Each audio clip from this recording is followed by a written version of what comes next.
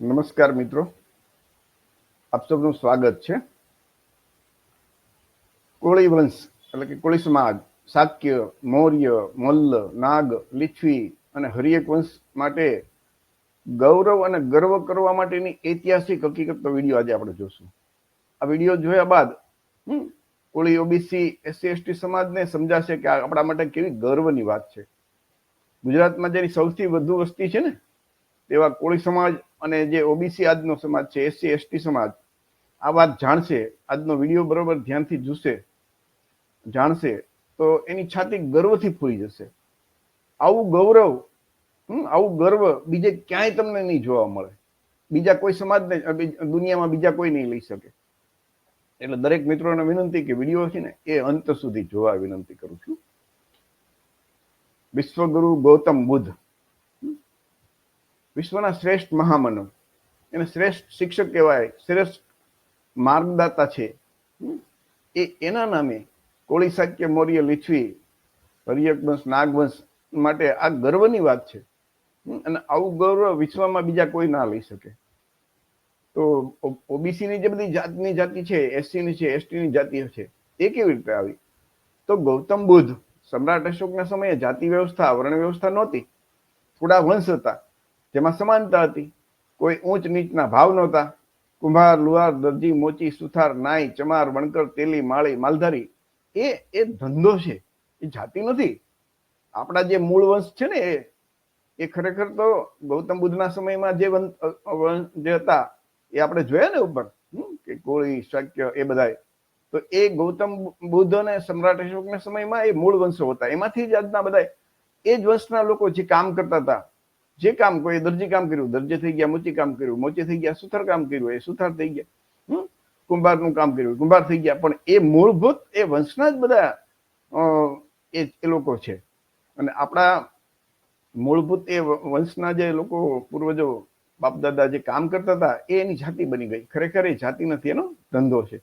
તો એનો સાર એક આપણે લઈ શકીએ ને કે આજના એસસી એસટી ઓબીસી આપણે બધા ભૂતકાળમાં એક જ હતા અને આપણે બધા એક છીએ. આપણે બધા ભાઈચારો હોવો જોઈએ. એક ખાસ નોંધ તમને કહી દઉં કે ગૌતમ બુદ્ધ અને સમ્રાટ અશોકના સમયે વર્ણ વ્યવસ્થા નહોતી. એટલે કે બ્રાહ્મણ, ક્ષત્રિય, વૈશ્ય, શૂદ્ર હતા જ નહીં.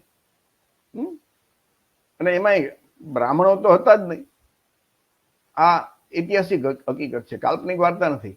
તો આપણે જેના નામે ગૌરવ લેવું જોઈએ, એક શા માટે લેવું જોઈએ એ હું તમને હવે સમજાવું છું.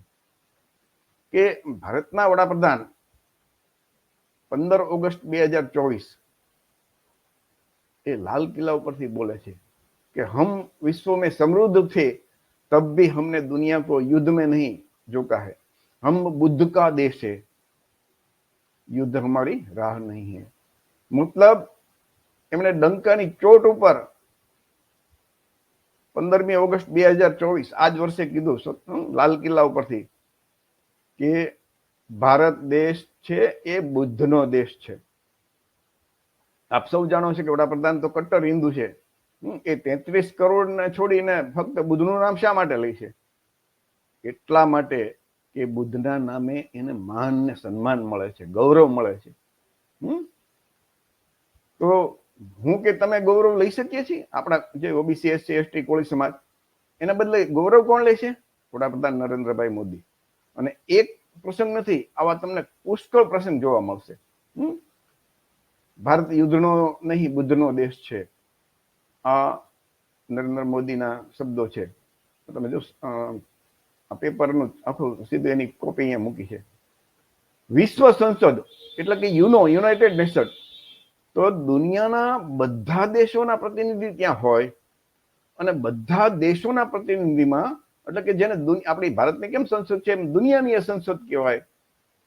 એ દુનિયાના સંસદ વચ્ચે યુનાઇટેડ નેશનમાં વડાપ્રધાન મોદી એમ બોલે છે કે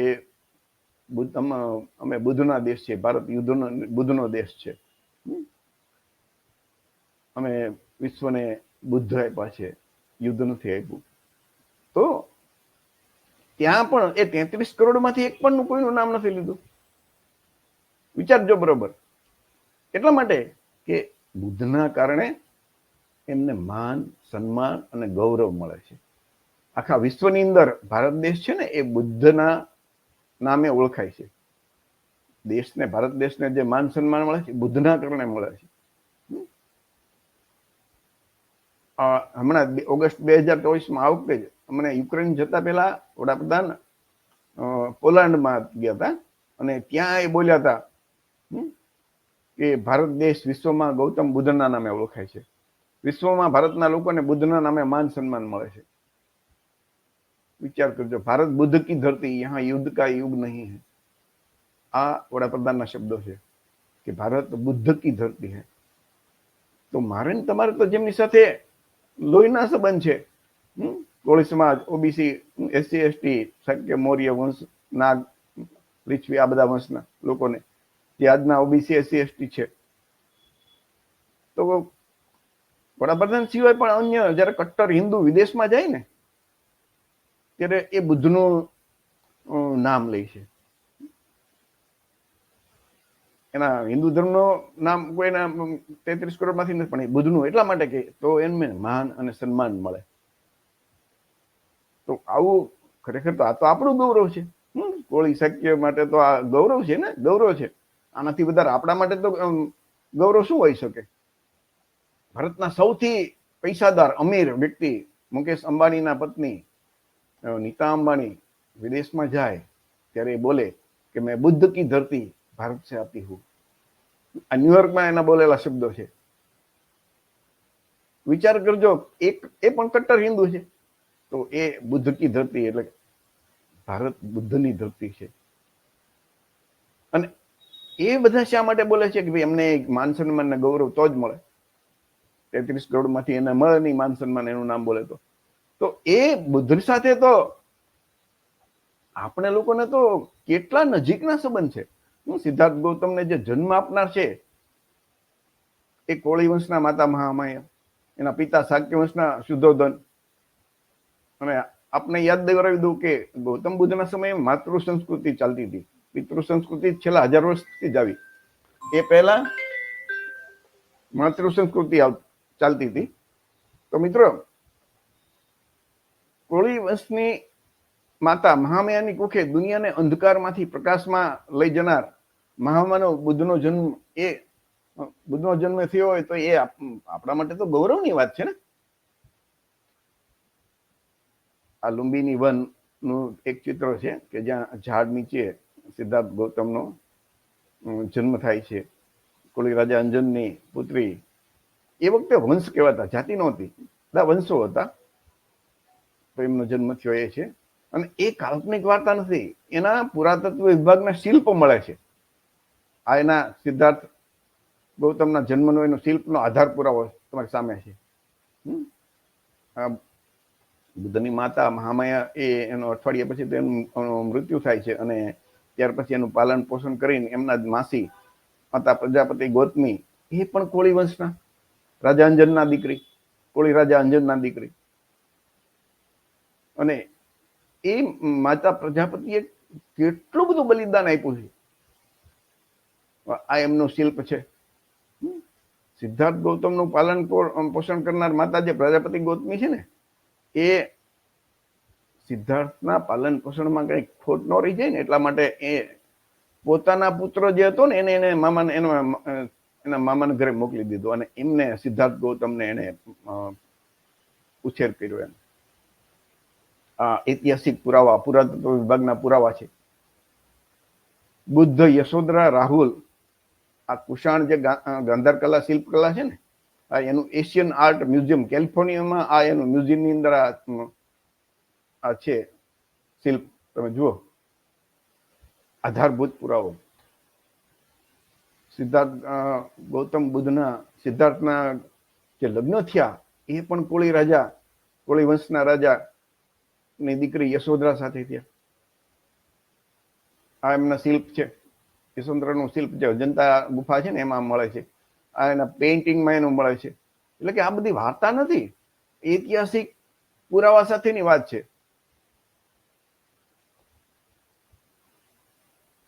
ગૌતમ બુદ્ધ એ જ્યારે સિદ્ધાર્થ ગૌતમ બુદ્ધ બન્યા વૈશાખી પૂનમના દિવસે, અને એમણે જયારે પહેલું પ્રવચન આપ્યું ને એ સારનાથમાં, એનું શિલ્પ છે, આજની તારીખે તમે સારનાથમાં જાઓ તો તમને એ 2500 વર્ષ પહેલાના એ પુરાવા તમને મળશે. તો એ પ્રથમ જેને ઉપદેશ આપ્યો ને, જેને ધમ્મચક્ર પ્રવર્તન કહેવાય, તો એ ઉપદેશ આપનાર એક કોળી વંશના માતાના દીકરા સિદ્ધાર્થ ગૌતમ બુદ્ધ. ઉપદેશ સાંભળનારા 5 શિષ્યો હતા. એટલે કે જે સંઘની શરૂઆત થઈ એ પહેલા 5 શિષ્યો કોણ હતા? તો અત્યાર સુધી તમે વાતો સાંભળી હશે કે એ બ્રાહ્મણ હતા. એ ખરેખર બ્રાહ્મણ નહોતા. એ 5 માંથી 3 શાક્ય વંશના અને 2 કોળી વંશના શિષ્યો હતા. તો એ મધ્યમ માર્ગ બૌદ્ધ ધર્મની ત્યાંથી શરૂઆત થાય છે. આ તમારી સામે એક બાજુ શિલ્પ છે, એનું એક બાજુ એનું ચિત્ર છે. અને આ વાત કોણે લખી છે? ચીની યાત્રી હેનસાંગ, જે ભારતની એ ભારત આવ્યો ને, 17 વર્ષ ભારતમાં રહ્યો, અને એમણે ત્યારે આ લખ્યું છે. તો મિત્રો, એ હેનસાંગનું તમે પુસ્તક છે, આ એની પુસ્તક છે, એનું પેજ નંબર જે 239 છે ને, એમાં જો આ વસ્તુ લખેલી છે. અને સિદ્ધાર્થમાં એમાં શું લખ્યું છે કે બુદ્ધ પહેલા 27 બુદ્ધ બીજા થઈ ગયા, અને સિદ્ધાર્થ ગૌતમ છે ને એ બુદ્ધ બન્યા એ 28માં બુદ્ધ છે. તો એમણે પુસ્તકમાં લખ્યું છે કે જે શુદ્ધોધન છે ને, એમને એમના આ લોકોને શાક્ય વંશના 3 અને 2 કોળી વંશના જે એમ કે ભાઈ મારો દીકરો છે એ જ્ઞાન સંપાદન કરવા માટે ગયો છે, એટલે કે નવા ધર્મની શોધની પણ વધારે જ્ઞાન મેળવવા માટે. એટલે તમે અહીં એમ કે મેદાનો પહાડોમાં જંગલમાં ફરે છે, તો તમે જાઓ અને એનું ધ્યાન રાખો. તો એ 5 હતા ને, એ એમનો આ જો તમારી સામે આધાર પુરાવો છે. અને આ જ વાત ભાવનગરના 3 દિવંગત જે કોળી સમાજના આગેવાનો થઈ ગયા, બચ્ચુભાઈ પિતાંબરભાઈ કાંબર, દિવંગત મુળજીભાઈ જસવંતભાઈ ગોહિલ અને દિવંગત નારણભાઈ હરિભાઈ બારીયા, આજથી 65 વર્ષ પહેલા એમણે એક પુસ્તક લખ્યું, ભારતની પ્રાચીન પ્રજા કોળી કોમનો ઐતિહાસિક પરિચય. આ વાત આ બધી એમણે એમ એવો સમય 65 વર્ષ પહેલા લખીને ગયા છે. અને એ પુસ્તકના આખું પુસ્તક આપણી પાસે મોજૂદ છે, પણ એમાં એક વંશ, એક તમે એનું જે વાક્ય છે ને, એક પેરેગ્રાફ એ હું તમારી સામે રજૂ કરું છું કે 65 વર્ષ પહેલા એ કોળી વંશના લોકો શું વિચારતા હતા. એ સમયે એમને લખ્યું કે ભાઈ આવી કોઈ જાતિની વ્યવસ્થા નહોતી, વર્ણ વ્યવસ્થા નહોતી, આપણે બધા એક છીએ. અને બુદ્ધના સમયમાં જાતિ વ્યવસ્થા નહોતી, વર્ણ વ્યવસ્થા નહોતી, આવી બધી એમને વાત લખી છે. તો એમના જે શબ્દો છે ને, આ જે બધા વડવાઓના એ પુસ્તકમાં, કે આપ જે કોળી વંશના છો તે વંશની મર્યાદા રાખવી હોય અને તેને કલંકનો ડાઘ ન લાગવા દેવો હોય તો ભગવાન બુદ્ધના ઉપદેશ અનુસાર જીવન જીવો. આપ સૌ જાણો છો તેમ આપણા જીવનનું કોઈ ઠેકાણું નથી. ખબર નથી કે મોતના મુખમાં આજે જશું કે કાલે. એટલે જે કઈ પુણ્ય કામ કરવાનું હોય તે આજથી જ શરૂ કરવું જોઈએ, કે જેથી પસ્તાવાનો વખત ન આવે. વિચાર કરજો, કેટલો મહાન સંદેશ છે કે ભાઈ તમે જે વંશમાં જન્મ્યા છો ને એની મર્યાદા રાખવી ઉપર, એના ઉપર કલંકનો ડાઘ ન લાગવા દેવો હોય ને, તો ભગવાન બુદ્ધે જે માર્ગ બતાવ્યો છે એના અનુસાર જીવન જીવો. આ એ પુસ્તકનું ફોટોકોપી છે કે ફક્ત તમે કોળી વંશમાં જન્મ્યા છો, તમે શાક્ય વંશમાં જન્મ્યા છો, તો એના કારણે તમને વિદેશમાં ગૌરવ મળે. એ અને આ જે કોળી શાક્ય આ બધી છે ને, એ નાગવંશમાંથી જન્મેલા બધા વંશો છે. હર્યક, મૌર્ય, લીછવી, મલ્લ, આ બધા મૂળભૂત રીતે બધા એક છે. તો આમાં એ પુસ્તકમાં લખ્યું છે કે ભાઈ તમને વિદેશમાં બર્માથી એમના જે આવ્યા હતા, બર્મા બુદ્ધ કાઉન્સિલના અધ્યક્ષ, એમણે કોળી સમાજની લોકોને 6/5/55 રોજ અજમેરમાં એમણે એક બુદ્ધની મૂર્તિ ભેટ આપી હતી. અને એ લોકો વિદેશમાં કોળી વંશના લોકો જાય તો એમને આદર અને સન્માન આપે છે, ભાઈ તમે તો બુદ્ધના જનની માતા મહામાયાના વંશધર, તમે કોળી છો.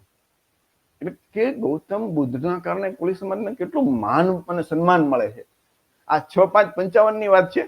એટલે કે ડોક્ટર બાબા સાહેબ આંબેડકરે 14 ઓક્ટોબર 1956 રોજ બૌદ્ધ ધર્મની દીક્ષા લીધી. પણ કોળી સમાજના જે અજમેરના લોકો હતા ને, એ તો એને 1952 બૌદ્ધ ધર્મની દીક્ષા લીધી હતી. તમે ત્યાં સર્ચ કરજો ને તો એક રાહુલ સુમન છાવરા કરીને છે, બૌદ્ધાચાર્ય થઈ ગયા. અને આજે પણ એક એમનું ત્યાં બૌદ્ધ વિહાર અજમેરમાં તમને જોવા મળશે. બીજું ગૌતમ બુદ્ધની વિશેષતા શું? તો કે વિશ્વના 5 શ્રેષ્ઠ મહામાનવ હતા ને, એમાં ગૌતમ બુદ્ધ છે. આ કોલંબિયા વિશ્વવિદ્યાલયના સર્વેમાં તો વિશ્વના 5 શ્રેષ્ઠ મહામાનવ પહેલો નંબર ગૌતમ બુદ્ધનો છે. વિચાર તો કરો. એ ઈશ્વર તરીકે નથી જોવાતા એને, એ મહામાનવ તરીકે. તમારી જેમ એક કોળી માતાની કુખે એ જન્મ એનો થયો હતો. તો એ આપણા માટે ગૌરવની વાત છે. અયોધ્યામાં ગયા વર્ષે, મીન્સ કે આજ વર્ષે વડાપ્રધાને અયોધ્યા મંદિરમાં ભગવાન રામની મૂર્તિનું અનાવરણ કર્યું. તમે જોયું ને, એ મંદિર ખુલ્લું કર્યું. એ મૂર્તિમાં બરોબર ધ્યાનથી સાંભળજો, હિન્દુ ધર્મ મુજબ વિષ્ણુના 10 અવતારોની જે વાતો આવે છે એ વાત મુજબ પહેલો અવતાર છે મત્સ્ય, પછી કુર્મ, વરાહ, નરસિંહ, વામન, પછી પરશુરામ, રામ, કૃષ્ણ, બુદ્ધ અને કલ્કી. તો એ રામ તો છે બુદ્ધ પહેલા કૃષ્ણ, એની પહેલા રામ. તો એ રામની મૂર્તિ મૂકી, એમાં બુદ્ધની મૂર્તિ સાથે છે. એટલે કે આ 10 જે બ્રાહ્મણ હિન્દુ ધર્મમાં જે અવતારોની કથા છે ને, એમાં બુદ્ધની મૂર્તિ પણ અંદર છે. અને ત્યાર પછી હવે જે અવતાર થશે ભવિષ્યમાં, એ કોણ? તો કે કલ્કી અવતાર થશે. હમણાં કલ્કી પિક્ચર આવી ગયું. તો અત્યાર સુધી અત્યારે લેટેસ્ટ અવતારની જે માનો કે જે છે એ લેટેસ્ટ અવતાર કોનો ચાલે છે? તો કે ગૌતમ બુદ્ધ અવતાર અત્યારે ચાલે છે. એના પહેલા કૃષ્ણ થઈ ગયા છે, રામ થઈ ગયા છે. અને એ તો માનો કે તમે એક યુગની વાત કરીએ તો કેટલા લાખો વર્ષ પહેલાની વાતો બધી વાર્તા એમાં લખી છે. તો આ જે 10 અવતારોની કથા છે ને, એમાં એક તો કલ્કી અવતાર તો હજી થશે, પણ જે થઈ ગયા છે 9 અવતાર, એમાં ગૌતમ બુદ્ધ એટલે કે બુદ્ધના જ પુરાતત્વ વિભાગના 1 નહીં 1 લાખ પુરાવો મળે છે. જ્યારે બાકીના અવતારોના ફક્ત કથા અને વાર્તા, પુરાણી કથા મળે છે, એનો કોઈ પુરાવો નથી મળતો. તો આપણા માટે તો કેટલી ગૌરવની વાત કહેવાય. આજે મને કોઈ પુસ્તક હોય તો લેટેસ્ટ એની જે એડિશન હોય, આવૃત્તિ હોય, આપણે એને માન્ય ગણીએ ને.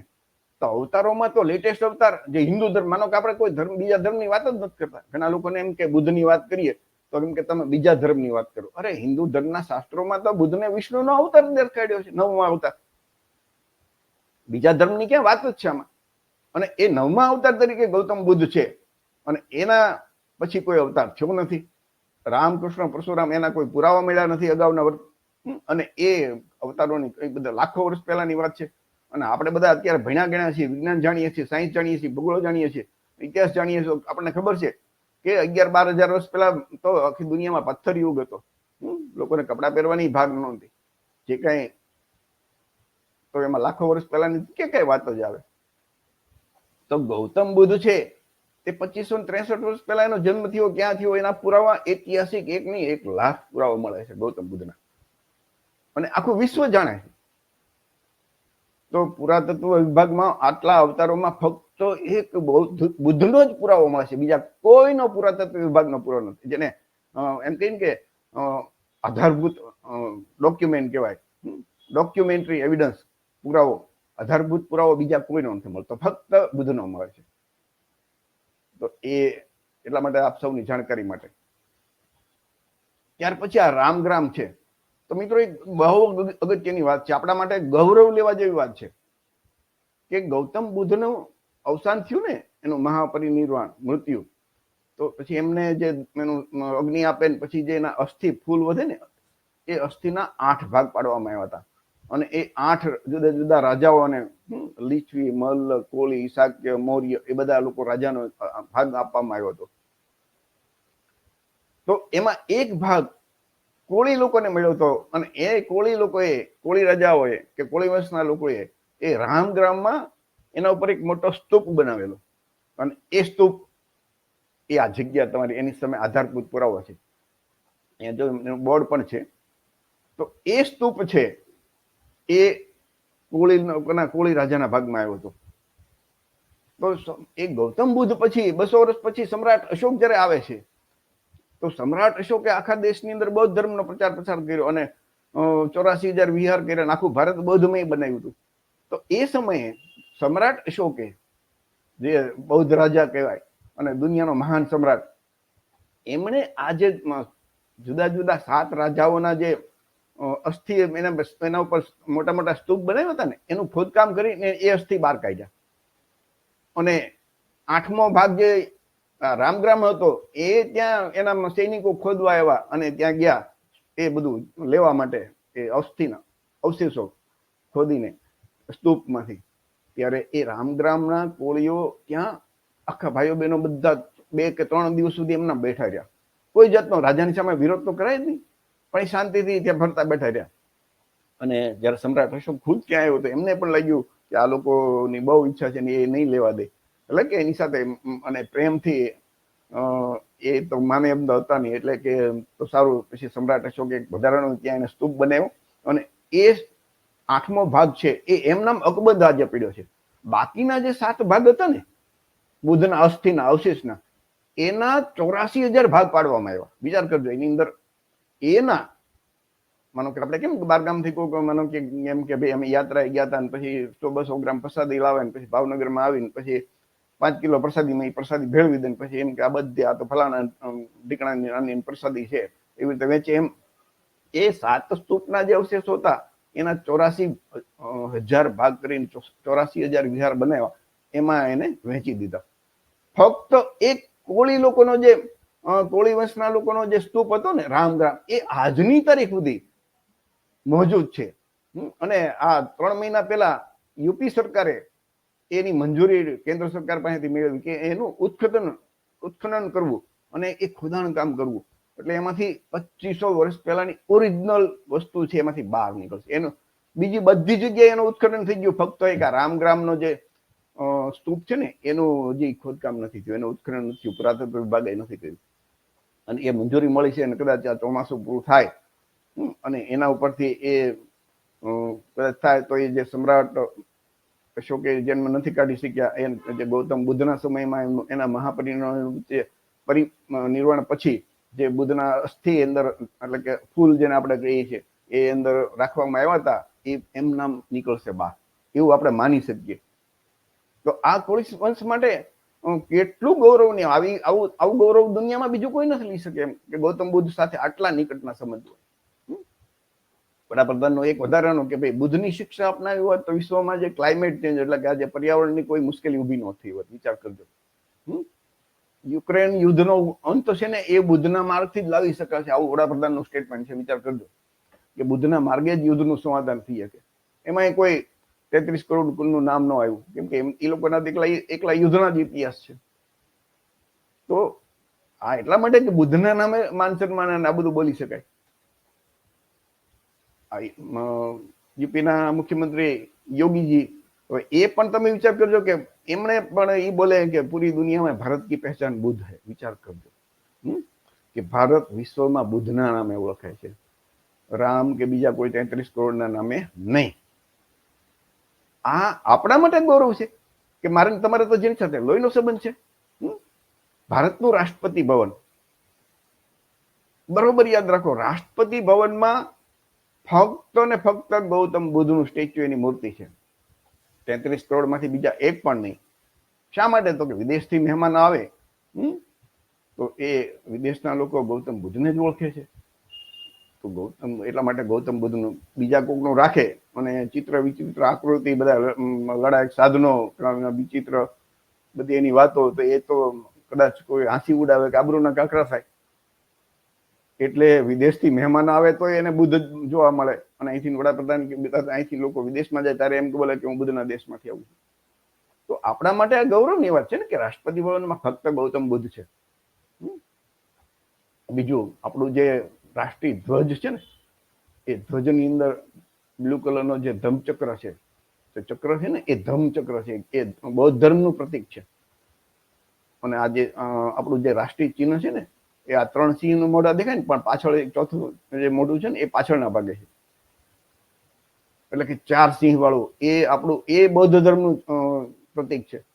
સમ્રાટ અશોક દ્વારા બનાવેલો, એને સમ્રાટ અશોકે સાંચીમાં જે સ્તૂપ બનાવ્યો ને એમાં આ બધું એનો, એ આપણું રાષ્ટ્રીય ચિહ્ન છે. વિચાર કરજો, રાષ્ટ્રીય ચિહ્નમાં પણ આપણો જ બૌદ્ધ ધર્મ આપણું જ અંદર છે, જેને આપણે એના નામે ગૌરવ લઈ શકીએ. આવું છે બીજા કોઈ ધર્મનો? વિચાર કરજો. તો આ આપણા માટે ગૌરવની વાત છે. બીજું, ભારત સોને કી ચિડિયા ક્યારે કહેવાતો? તો કે સમ્રાટ અશોક ને ત્યાર પછીનો જે ગુપ્ત વંશ છે, વિક્રમાદિત્ય આ બધા વંશ, એ સમયે આપણો એક સોને કી ચિડિયા કહેવાતો. એટલા માટે કે આપણે સુખી સંપન્ન હતા, કોઈ વર્ણ વ્યવસ્થા નથી, કોઈ દુઃખી નહોતું. અને ભારતની અંદર શ્રેષ્ઠ વિશ્વવિદ્યાલય નાલંદા, તક્ષશિલા, વિક્રમશિલા, આ બધી વિશ્વવિદ્યાલયોમાં વિશ્વમાંથી લોકો ભણવા ત્યાં આવતા, અભ્યાસ કરવા આવતા. અને એટલું બધું આપણા દેશનું કેટલું કલ્ચર અથવા તો જ્ઞાન વિજ્ઞાનમાં આપણે લોકો આગળ હશું. આપણી બાજુમાં જે વલભીપુર ગુજરાતમાં આવ્યું છે ને, એ વલભીપુરમાં બૌદ્ધ વિશ્વવિદ્યાલયના પુરાવા મળ્યા છે. ઐતિહાસિક વાત છે અને ઐતિહાસિક પુરાવા મળ્યા છે, કોઈ કાલ્પનિક વાર્તા નથી. તો એ વિચાર કરજો કે વિશ્વમાંથી લોકો અહીંયા અભ્યાસ કરવા આવતા. અત્યારે વર્તમાન સમયમાં ભારતમાં આપણું આટલા વિકાસ પછી પણ જે ટોપ 200 યુનિવર્સિટી લેવામાં આવે ને, એમાં એક પણ 200 યુનિવર્સિટીની જે ઉપરનું લિસ્ટ બનાવવામાં આવે ને દુનિયાની, તો એમાં ભારતનું એક પણ યુનિવર્સિટીનું નામ નથી આવતું. અને ગૌતમ બુદ્ધે જે માર્ગ બતાવ્યો, જે સંદેશો આપ્યો ને, એ એટલો મહાન છે. એટલા માટે આપણા માટે ગૌરવ કે આખી દુનિયા એમને સ્વીકારે છે. એમનો જે કલામ સૂત્રમાં જે એનો સંદેશ છે ને, કે હે લોકો, હું જે કાંઈ કહું છું તે પરંગત છે એમ જાણીને ખરું માનશો નહીં. તમારી પૂર્વ પરંપરાને અનુસરીને છે તેમ જાણી ખરું માનશો નહીં. આવું હશે એમ ધારી ખરું માનશો નહીં. સુંદર લાગે છે માટે ખરું માનશો નહીં. હું પ્રસિદ્ધ સાધુ છું, પૂજ્ય છું એવું જાણી ખરું માનશો નહીં. તમારી શ્રદ્ધાને પોષનારું છે એમ જાણી ખરું માનશો નહીં. પણ તમારી વિવેક બુદ્ધિથી મારો ઉપદેશ ખરો લાગે અને માનવ સમાજ માટે કલ્યાણકારી લાગે તો તમે એને સ્વીકારજો. એટલે કે બૌદ્ધ ધર્મની અંદર કોઈ પુસ્તક કે સાહિત્યનું કોઈ મહત્વ જ નથી રહેતું. ગૌતમ બુદ્ધે તો એમ કીધું કે હું કહું ને એ પણ નહીં માનતા. તમે તર્કની કસોટી ઉપર ચડાવો અને માનવ જાતિ માટે કલ્યાણકારી લાગે તો એને માનો. તમે એ રસ્તે, ગૌતમ બુદ્ધ માર્ગદાતા છે, એમને કીધું કે મેં રસ્તો તમને બતાવ્યો છે, તમે એના ઉપર ચાલો. અને ચાલ્યા પછી તમને એમ લાગે કે ના, આમાંથી ફાયદો છે, આનાથી આપણું કલ્યાણ થાય છે, તો તમે માનજો. તો આવું કહેનાર દુનિયાના એકમાત્ર ધર્મ સ્થાપક ગૌતમ બુદ્ધ છે. બાકી તો બધી જગ્યાએ તમે જુઓ તો શું આમ કેવી વાતો બીજા ધર્મના આવતી હશે. ગૌતમ બુદ્ધનું સ્થાન પણ એમણે નથી રાખ્યું. ફક્ત એમનો જે માર્ગ છે, ધમ્મ છે, એમનો ઉપદેશ છે, પંચશીલ અને અષ્ટાંગ માર્ગ, એ જ મહત્વનું છે. એટલે બૌદ્ધ ધર્મમાં કોઈ સાંભળેલી કે પુસ્તકની વાતોને એટલું મહત્વ ક્યાંય નહીં આપતા કે આમાં આમ લખી નાખ્યું છે, આમ કેમ નહીં. તર્ક બુદ્ધિથી વિચારવાનું કે એ યોગ્ય છે, કુદરતના નિયમોને આધીન છે, માનવ સમાજ માટે કલ્યાણકારી છે, પંચશીલનું એનું પાલન થાય જેમ છે, તો બરોબર છે, તો એનું માનવાનું. બાકી કોઈ સાંભળેલી કે પુસ્તકમાં લખેલી વાત બૌદ્ધ ધર્મમાં માનવામાં આવતી નથી. એટલા માટે બૌદ્ધ ધર્મ એ વિશ્વમાં શ્રેષ્ઠ ધર્મ ગણાય છે. કાર્યકારણનો સિદ્ધાંત વિચાર તો કરજો કે કાર્યકારણનો સિદ્ધાંત શું? એટલે કે કોઈ પણ ઘટના બને ને તો એ ઘટના એમનામ નથી બનતી. આખા વિશ્વની અંદર કોઈ પણ ઘટના બને તો એ ઘટના પાછળનું કારણ, એક નિશ્ચિત કારણ હોય છે. તો ગૌતમ બુદ્ધે કીધું કે આપણા જીવનમાં દુઃખ ઉત્પન્ન થાય ને, તો એ દુઃખ એમનામ ઉત્પન્ન નથી થતું. દુઃખ ઉત્પન્ન થવા માટે કોઈ એક નિશ્ચિત કારણ હોય છે. અને એની શોધ ગૌતમ બુદ્ધે કરી, એને 4 આર્ય સત્ય આપ્યા. તો એ કાર્યકરણનો સિદ્ધાંત છે એ 1905માં આલ્બર્ટ આઇન્સ્ટાઈને આ સૂત્ર E=mc², તમે જોયું કે ભાઈ એનર્જીનું ક્યાંય નાશ ન થતો, એ પરિવર્તન થાય છે. અને પ્રત્યક્ષ સમુત્પાદ કાર્યકારણનો સિદ્ધાંત જે 2500 વર્ષ પહેલા ગૌતમ બુદ્ધે એની શોધ કરી. વિચાર તો કરો. અને દુનિયાના એ પહેલા વૈજ્ઞાનિક ગણાય છે ગૌતમ બુદ્ધ. તો મારા તમારા માટે કેટલી ગૌરવની વાત ગણાય. ગૌતમ બુદ્ધનું જે એક વાક્ય છે ને, એ દુનિયાનું બેસ્ટ મોટિવેશનલ વાક્ય, એટલે કે પ્રેરણાદાયક વાક્ય ગણાય છે. અપદીપો ભવ, એટલે કે ખુદ પોતાના ઉદ્ધારક બનો. દુનિયામાં એનો અર્થ બીજી રીતે આપણે એમ કરી શકીએ કે દુનિયામાં કોઈ સંત ફકીર કે ગોળ તમારો ઉદ્ધાર નહીં કરી શકે. તમારો ઉદ્ધાર ખુદ તમે જ કરી શકશો. અપના પ્રકાશ ખુદ બનો. અને આ બધું છે એ ખોટી તૃષ્ણા બધી દુઃખોનું મૂળ છે. અને ખોટી તૃષ્ણા છે એ અજ્ઞાનના કારણે થાય છે. તો આવું કહેનાર કે તું તારો દીપક બન, ખુદ પોતાના દીપક બનો, આવું કહેનાર દુનિયાના પહેલા ધર્મ સ્થાપક છે ગૌતમ બુદ્ધ. બૌદ્ધ ધર્મમાં કુદરતના નિયમ અને વિજ્ઞાન વિરુદ્ધની એક પણ વાત તમને જોવા નહીં મળે. અને એટલા માટે બૌદ્ધ ધર્મને વૈજ્ઞાનિક ધર્મ કહેવામાં આવે છે. બીજા ધર્મમાં એમ કે ભાઈ મારી શરણમાં આવો તો હું તમારો ઉદ્ધાર કરો, મારા ગુણ ગાઓ, ગાન ગાઓ, મારી ભક્તિ કરો, મને બંદગી આપો, બંદગી કરો, મને ભેટ ધરો, આ કરો, આરતી કરો, દીવા કરો, ફલાણું કરો તો તમારો ઉદ્ધાર. બૌદ્ધ ધર્મમાં એવું નથી. બૌદ્ધ ધર્મ ખુદ તમે તમારા ઉદ્ધારક. તો આવી વાત ફક્ત ગૌતમ બુદ્ધે કરી એટલે એ દુનિયાનું બેસ્ટ મોટિવેશનલ પ્રેરણાદાયક વાક્ય ગણાશ. તમે 2 કલાકનું કોઈનું પ્રેરણાદાયક લેક્ચર હોય ને વક્તા એનું સાંભળો એને કરતા એમ કે ખુદ અપદીપ ભાવ એ માણસને જો સમજાઈ જાય તો એ બેસ્ટ વાક્ય છે, દુનિયાનો શ્રેષ્ઠ વાક્ય ગણાય છે મોટિવેશનલ તરીકે, પ્રેરણાદાયક તરીકે. કાર્યકારણનો સિદ્ધાંતમાં એ આપણે જોયું. અને ગૌતમ બુદ્ધે કીધું કે અજ્ઞાનતાને કારણે આ બધી આ તૃષ્ણા ઊભી થાય છે, દુઃખ છે. એટલે માટે જ્ઞાની બનો, ધાર્મિક જ્ઞાની બનો. બૌદ્ધ ધર્મનું જે બુદ્ધનું જે ઉપદેશ છે ને એના નાના નાના બબે વાક્યોમાં જે પદ છે એને ધમ્મપદ કહેવાય.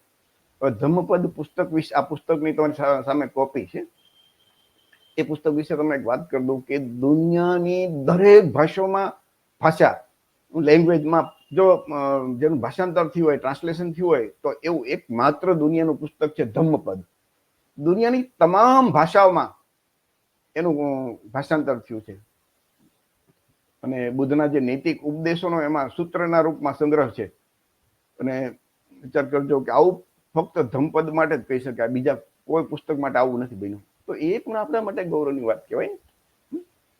તમે બૌદ્ધ ભિક્ષુઓ તમે જુઓ કે ભિક્ષુણી હોય એના સંઘ જુદા હોય, તો એમની જે શીલ અને સંસ્કાર તમે જુઓ તો સૌથી પહેલા કે એક તો જુદું રહેવું, મહિલા અને પુરુષોને જુદું રહેવું પડે. બીજું સત્તા અને સંપત્તિ દૂર રહેવું પડે. તો બાકી હિન્દુ ધર્મના સાધુ તમે જો સંતો કે બાબા કે દાદા કે દીદીના કેટલા બધા કૌભાંડ બહાર આવ્યા જ કરે છે સત્તા માટે, સંપત્તિ માટે. પછી બધી મહિલાઓની સાથે બધા દુષ્કૃત્યો આ તે એ કેટલાયના ખૂન થતા તમને જોવા મળે. તો બૌદ્ધ ધર્મની અંદર એના ભિક્ષુઓ તમે જુઓ કે એ કેટલું મહાન છે. તો દુનિયાના લોકો બૌદ્ધ ધર્મથી પ્રભાવિત શા માટે થાય છે કે આટલું બધું શીલ અને સંસ્કાર તમે એમાં જોવા મળે છે. વિચાર કરજો, આખા દુનિયાની અંદર અત્યારે બૌદ્ધ ધર્મ ફેલાઈ ગયો છે.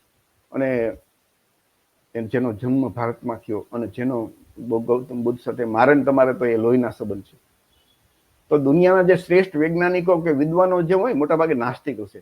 એને કોઈને, કેમ કે જે માણસ પાસે ખૂબ જ્ઞાન થઈ જાય પછી એને કોઈ ધર્મની જરૂર નથી પડતી.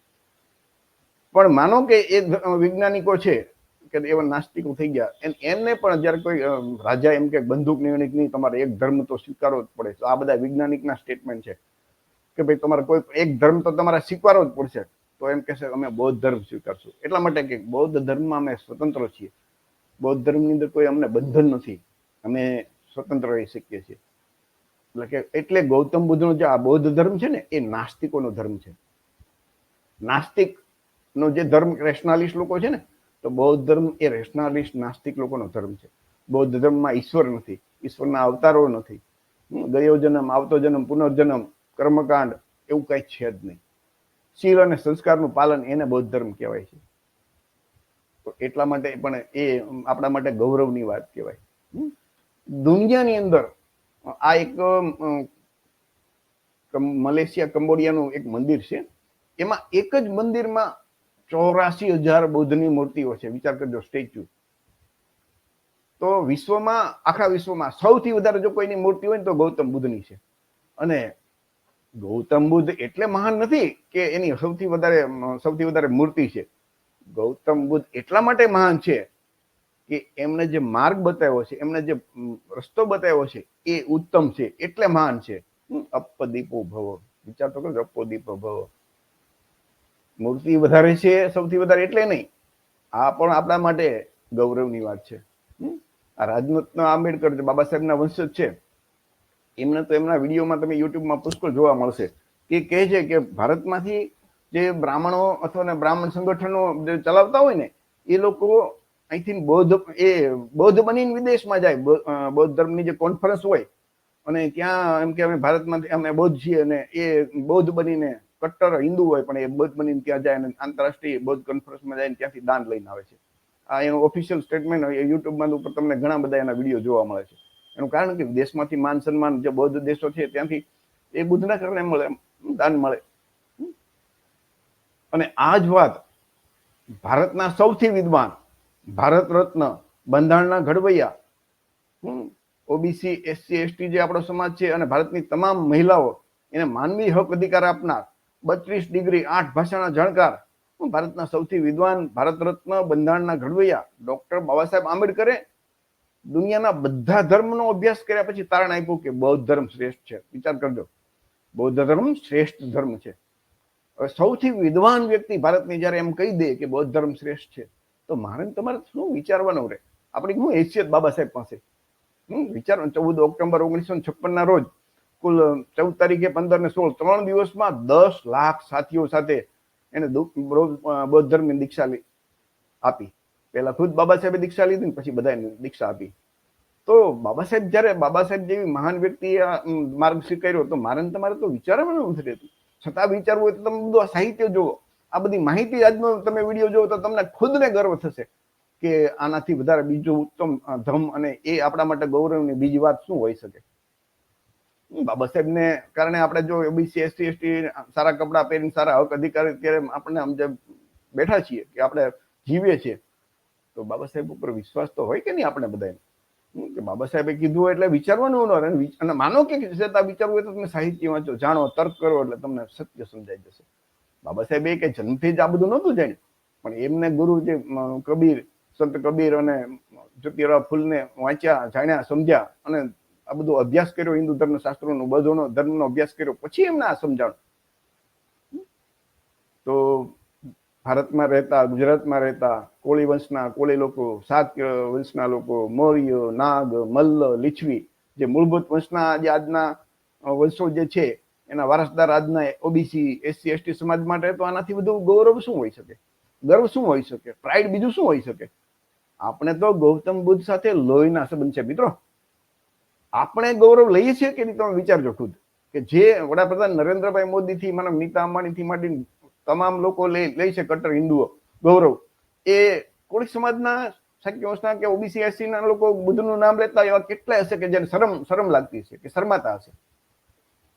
આજના ઓબીસી એસસી એસટી આપણે શું ગૌતમ બુદ્ધના નામે આટલું ગૌરવ લઈએ છીએ? અને એ લોકો ગૌરવ લે છે.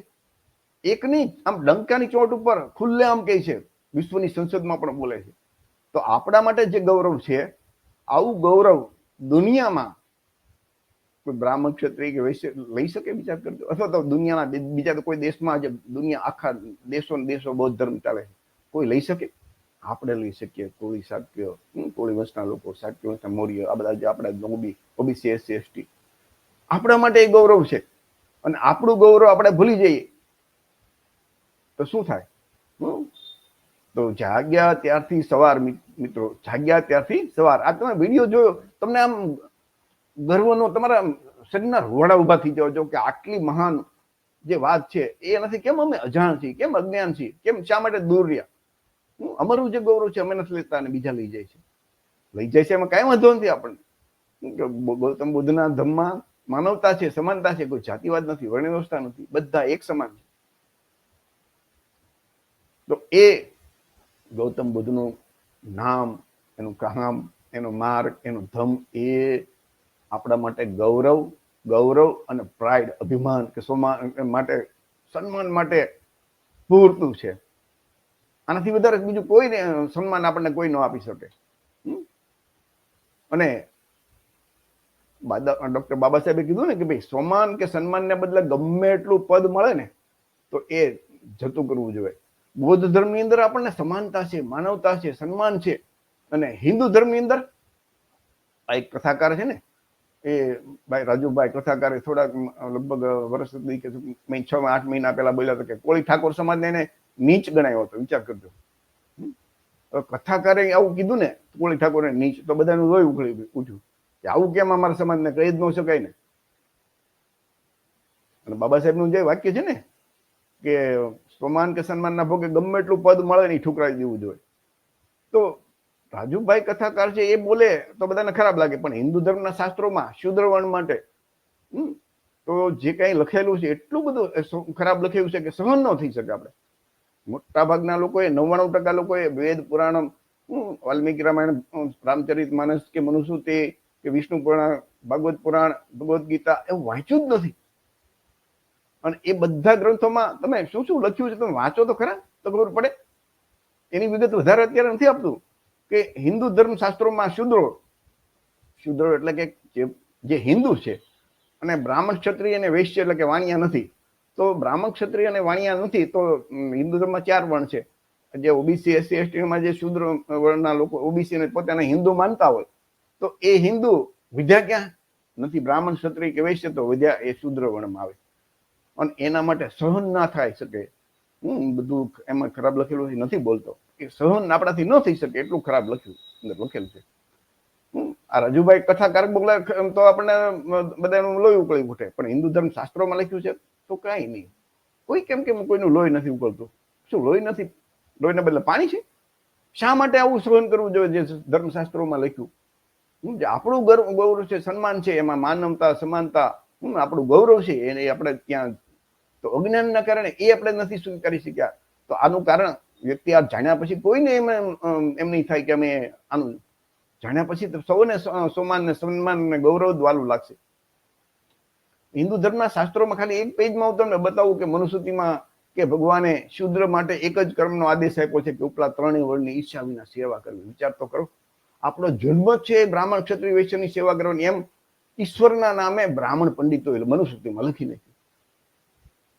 આપણે સ્વીકારી શકીએ?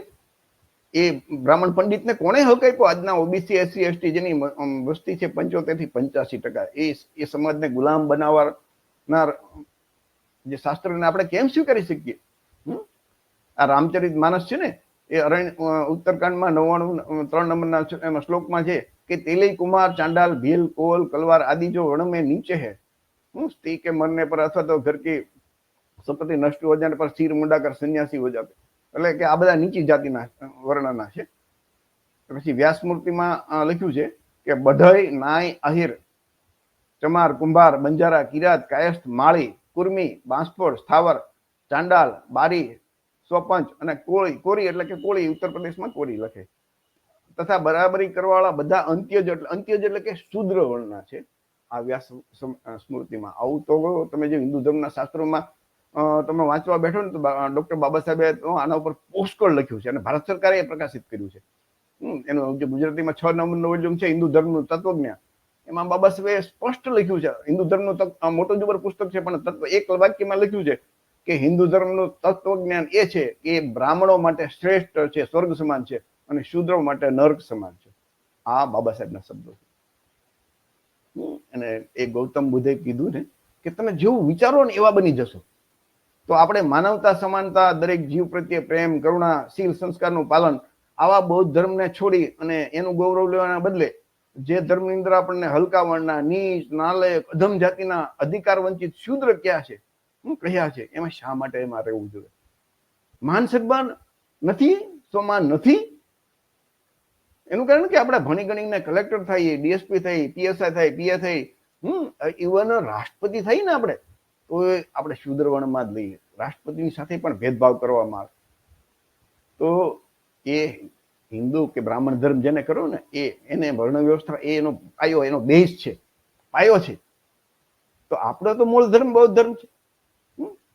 અને એ એટલે આપણે જો એક જગ્યાએ ગુલામી છે જ્યાં આપણે નીચ નાલાયક કહી છે, ત્યાં આપણે જો એવું વિચારીએ તો એવા બનવાના છે. અને બૌદ્ધ ધર્મ આપણે સમાનતા છે, માનવતા છે. તો ગૌતમ બુદ્ધે કીધું કે આપણે જેવું વિચારશું ને એવા બનશું. તો આપણે શા માટે એવું ખરાબ વિચારવું જોઈએ? અજ્ઞાનના કારણે વિચારતા હતા ને, તો જ્ઞાની બનીએ, જાણીએ. આ બધું આધારભૂત પુરાવા સાથે છે. આર્કિયોલોજી વિભાગના કોઈ કાલ્પનિક વાર્તા નથી.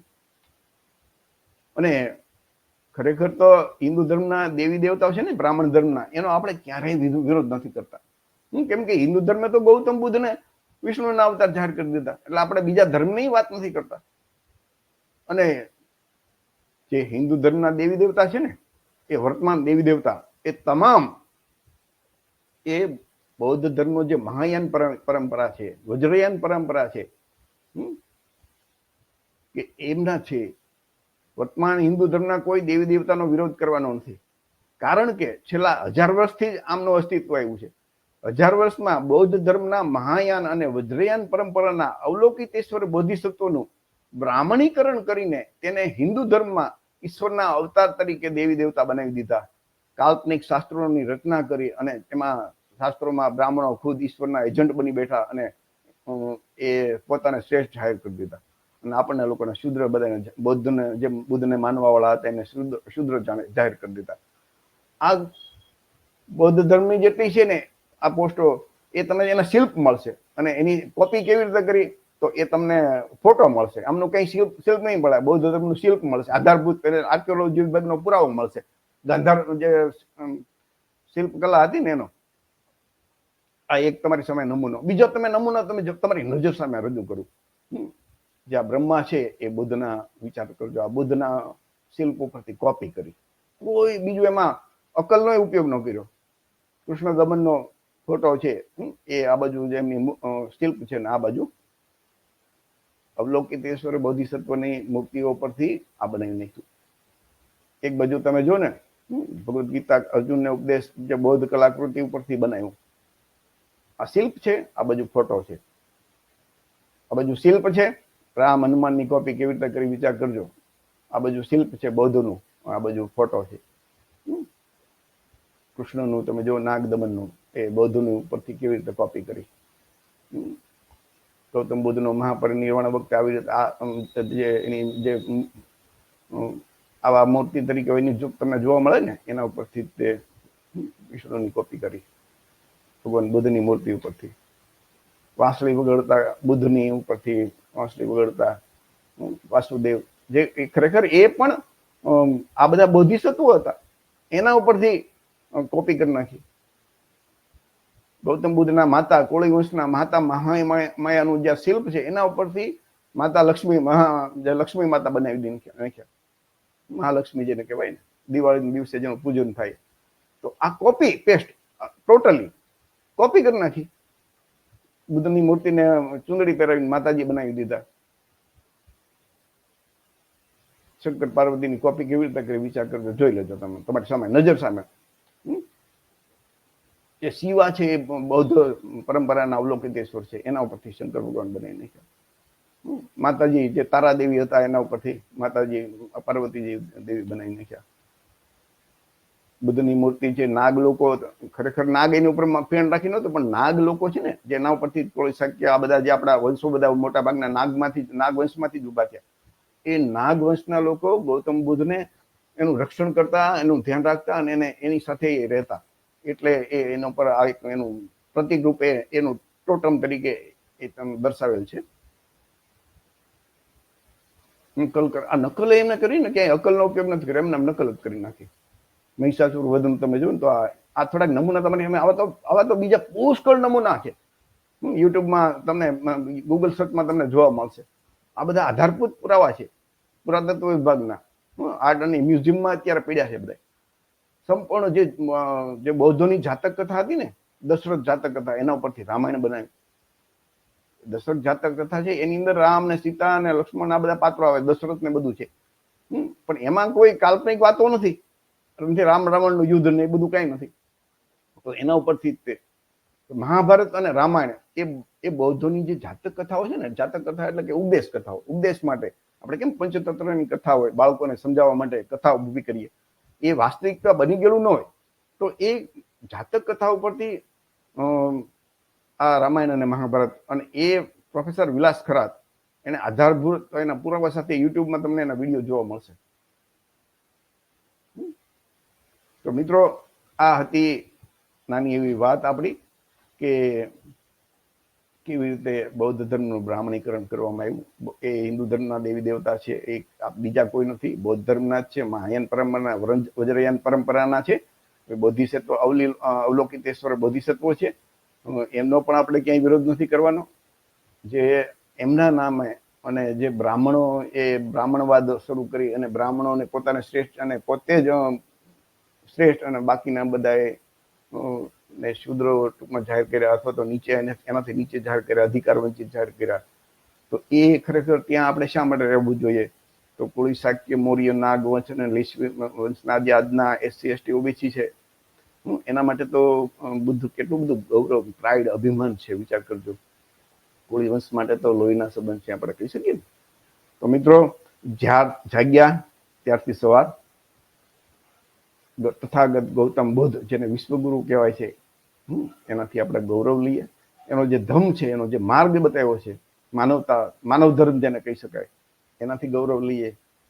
આનાથી વધારે બીજું આપણા માટે શું ઉત્તમ હોઈ શકે? બીજું શું ગર્વ હોઈ શકે? બીજું શું પ્રાઇડ હોઈ શકે? તો દરેક મિત્રોને વિનંતી કે તમારા આજુબાજુમાં દરેક કોળી સમાજના, OBC, SC ST સમાજના આ વિડીયો દેખાડજો કે આપણા માટે આનાથી વધારે ગૌરવ બીજું કોઈ હોઈ શકે ખરું? વિચાર તો કરો, કેટલું ગૌરવ છે ને આપણે એ લઈ નથી શકતા. લઈ કોણ? બીજા લોકો લે છે, ગૌરવ લે છે. તો એનું કારણ શું? તો આપણે અજ્ઞાન, આપણને ખ્યાલ નથી. તો ફરીથી જાગ્યા ત્યારથી સવાર એમ સમજી અને આપણે મૂળ આપણા જે ધર્મની વાત છે એ આપણે જાણીએ, બીજાને સમજાવીએ. આ વિડીયોને એટલો બધો શેર કરજો કે દરેક OBC, ST અને કોળી સમાજના મિત્રોને ખાસ વિનંતી કે દરેક ભાઈઓ, બહેનો અને યુવાનો જે વિદ્યાર્થીઓ અભ્યાસ કરતા હોય એમને પણ વિનંતી કે તમે આ વિડીયો ખાસ જોજો. અને જે આપણી ચેનલ છે ને ઝલકારી ટીવી, એને સબસ્ક્રાઇબ કરજો. એના ઉપર અત્યારે 500 થી વધારે વિડીયો આવવા પડ્યા છે કે જે આપણો SC ST OBC કોળી સમાજનો સર્વાંગી વિકાસ થાય એવી વિચારધારા ધરાવતો વિડીયો અને બધી એવી વાતો, એ 500 થી વધારે વિડીયો એ ઝલકારી ટીવી ચેનલ, જે યુટ્યુબ ચેનલ છે, એના ઉપર પડ્યા છે. અને એ તમે જોજો મિત્રો. આખું જે કાર્યક્રમનો હેતુ છે એ આપણી સાચી જાણકારી મળે, કોઈની લાગણી દુભાવવા માટે નથી. આપણી જે આપણું ગૌરવ છે એ આપણે નહીં લીધો, અને આપણે નહીં લઈ શકીએ તો બીજું કોણ લેશે? તો ફરીથી જે પણ મિત્રોને આમાં જોડાવા, આ ધર્મ કાર્યમાં સાથ અને સહકાર આપશે, એ સૌનો આજે આભાર, ભવિષ્યમાં પણ હું આભાર માનું છું. અને આપણે સૌ આ વાત ને ઘર ઘર સુધી પહોંચાડીએ.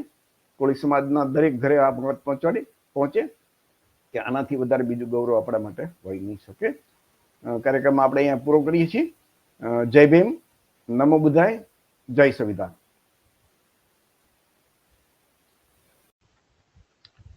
આજથી 65 વર્ષ પહેલા કોળી સમાજના 3 વડવાઓ, એમણે એક પુસ્તક લખ્યું, ભારતની પ્રાચીન પ્રજા કોળી કોમનો ઐતિહાસિક પરિચય.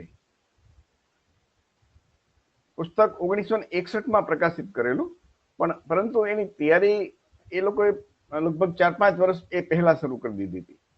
અને એ વડવાઓના નામ હતા બચ્ચુભાઈ પીતાંબરભાઈ કાંબડ, નારણભાઈ હરિભાઈ બારૈયા અને મૂળજીભાઈ ગોહિલ.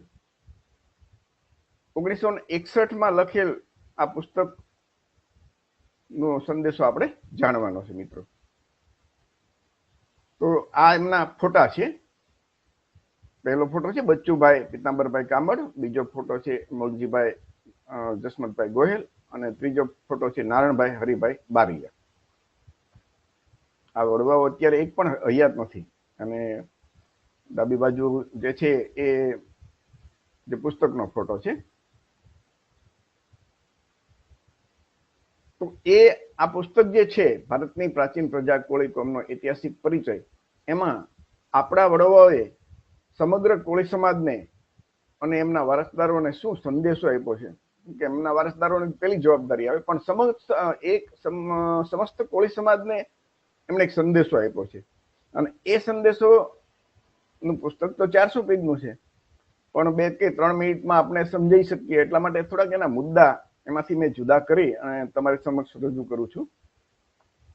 તો એ વડવાઓએ જે લખ્યું છે ને, એ આપણા માટે જાણવું ખૂબ જરૂરી છે મિત્રો. કોળી નામમાં કોઈ નાનપ નથી. કોળીનો ભવ્ય ઇતિહાસ મોજૂદ છે. આપણા પૂર્વજોનો ધર્મ બૌદ્ધ ધર્મ હતો. બૌદ્ધ ધર્મનું આચરણ કરતા હતા. આપણા પૂર્વજો બુદ્ધ જયંતિનો ઉત્સવ 6 દિવસ સુધી ઉજવતા હતા. આ બરોબર યાદ રાખજો. બુદ્ધ જયંતિનો ઉત્સવ છે 6 દિવસ સુધી ઉજવતા હતા.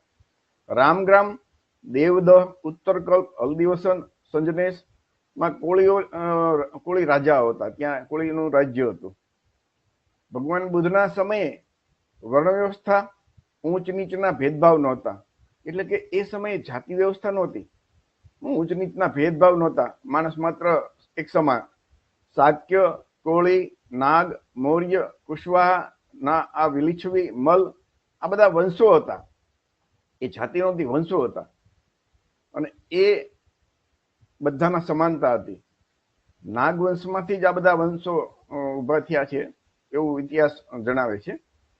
બધા પ્રકારના પાપ કર્મથી બચવું અને પુણ્ય કર્મની વૃદ્ધિ કરવી, પોતાના ચિત્તને રાગ એટલે ચિત્ત એટલે મનને રાગ, દ્વેષ, મોહ, ક્લેશથી દૂર રાખવું, પંચશીલ, અષ્ટાંગિક માર્ગનું પાલન કરવું, આ જ બુદ્ધનો ધર્મ છે કે ધમ્મ છે કે માર્ગ છે. ત્યાર પછી ઈસવીસન પૂર્વે 563 ગૌતમ બુદ્ધનો જન્મ શાક્ય વંશના રાજા શુદ્ધોધન અને કોળી વંશની રાજકુમારી મહામાયાની કુખેથી થયો હતો. સિદ્ધાર્થનું પાલન પોષણ તેમની માસી પ્રજાપતિ ગૌતમીએ કરે, એટલે એમનું નામ ગૌતમ પડ્યું. સિદ્ધાર્થ ગૌતમના લગ્ન કોળી રાજકુમારી યશોધરા સાથે થયા હતા. ગૌતમ બુદ્ધનો જન્મ દિવસ, જ્ઞાન પ્રાપ્તિ દિવસ અને મહાપરિનિર્વાણ દિવસ એટલે કે મૃત્યુ દિવસ, આ ત્રણેય દિવસે વૈશાખી પૂનમ હતી. એટલે વૈશાખી પૂનમ એ આપણા માટે અને સમગ્ર વિશ્વમાં મોટો તહેવાર છે.